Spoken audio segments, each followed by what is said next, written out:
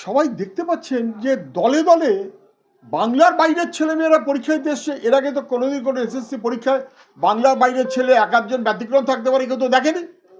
কেন হলো? কি করে হলো?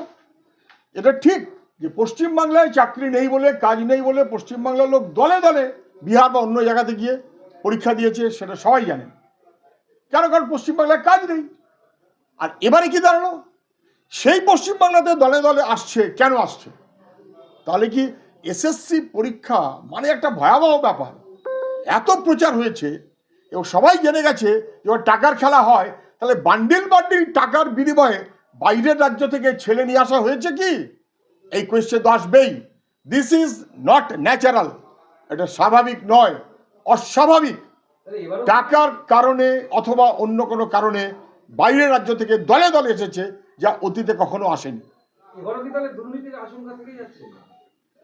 একটু নিচু করবেন আপনি। ও আবার তিনবার বলবে কেন? ওটা আমার লাগে।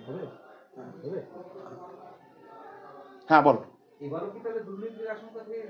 দেখুন, আমি পরীক্ষার্থীদের শুভেচ্ছা জানাচ্ছি, শুভ কামনা করছি, তারা সাফল্য পাক এবং শিক্ষক পদে নিয়োগ হোক স্বচ্ছতার সাথে।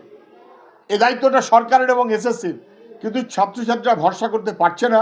আর যা খবরাখবর ইতিমধ্যে আসছে, এত ভিন রাজ্যের কি অন্যান্য আরো যা ছেলেমেয়েরা তো বিরক্ত। যারা পরীক্ষা দিয়েছে তারা বুঝতে পারছে যে ডাল মে বহুত কুছ কালা হয়।